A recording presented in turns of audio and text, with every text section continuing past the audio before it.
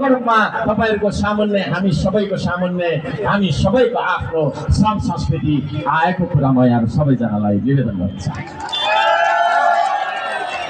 श्रम संस्कृतिसँग छ भिजन है, वी हैव द भिजन। हामी यो देशलाई कसरी परिवर्तन गर्न सक्छौं भन्ने जरादेखिको उपाय हामीसँग छ।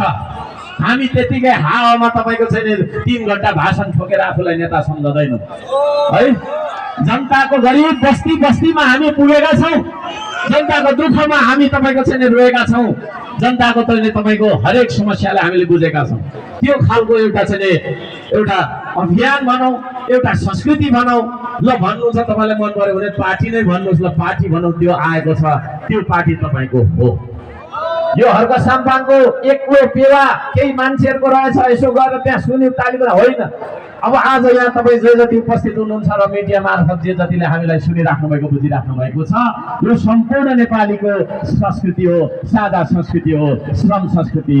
श्रम संस्कृति जिन्दाबाद। श्रम संस्कृतिले मात्रै तपाईको चाहिँ यो देशको समस्या समाधान गर्न सक्छ। यसको बारेमा म 1 वर्षसम्म बहस गर्न तयार छु, जोसँग कोसँग गर्नुपर्ने, कहाँ गर्नुपर्ने।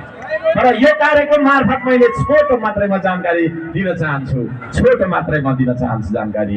वास्तवमा यो श्रम संस्कृति के हो भन्दा मान्छेलाई विकासको केन्द्रबिन्दु मान्ने अवधारणा हो श्रम संस्कृति। मान्छे मारेर विकास हुँदैन भन्ने सोचाइ हो श्रम संस्कृति है। विकासको केन्द्रबिन्दु मान्छे हो। मान्छे छ भने विकासको परिकल्पना गर्न सकिन्छ, तर मान्छेलाई विस्थापित गरेर, मान्छेलाई मारेर, कुल्चेर, काटेर होइन तपाईको चाहिँ फसाएर कुनै तपाईको चाहिँ अर्को कुरा प्राप्त गर्न चाहँदैन श्रम संस्कृति। श्रम संस्कृतिले तपाईलाई माया गर्न सिकाउँछ। श्रम संस्कृतिले तपाईले देशलाई माया गर्नुपर्छ भन्छ। श्रम संस्कृतिले देशले तपाईलाई माया गर्नुपर्छ, सरकारले तपाईलाई माया गर्नुपर्छ भन्छ। मान्छेलाई केन्द्रबिन्दुमा राखेर बाटो बनाउनु भन्दा एउटा बिग्रेको मान्छेलाई सही मार्गमा देखाउनु ठूलो विकास सम्झने अवधारणा हो श्रम संस्कृति। बाटो चाहिँ ठूलो बनायो, मान्छे चाहिँ सबै स्वार्थी र तपाईको चाहिँ हैन एकदम नराम्रो खराब प्रवृत्तिका भयौं भने त्यो ठूलो बाटोको कुनै अर्थ हुँदैन। आदरणीय दाजुभाइ दिदीबहिनी, मान्छेलाई परिवर्तन गर्ने संस्कृति हो यो। एउटा अल्छी मान्छेलाई पौरखी बनाउने, डुलेर लखन लखन हिँड्ने मान्छेलाई श्रमसँग जोड्ने संस्कृति हो श्रम संस्कृति।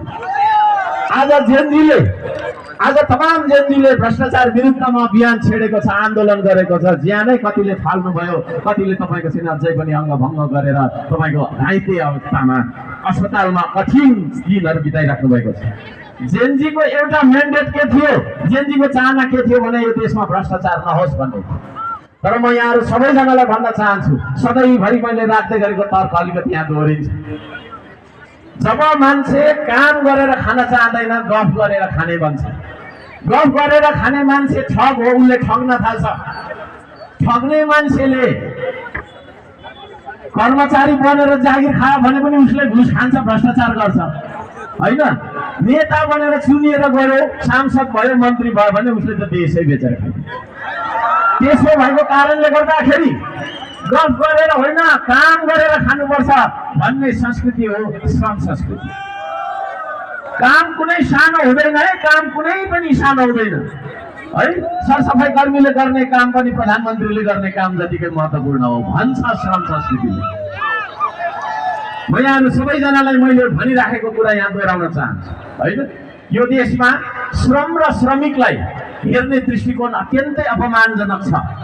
त्यसो भएको कारणले गर्दाखेरि काम गर्ने मान्छे सानो, काम गर्ने मान्छे महिला फोहोर, किसान फोहोर, मजदुर फोहोर भन्ने खालको समाज अझै बदलिएको छैन।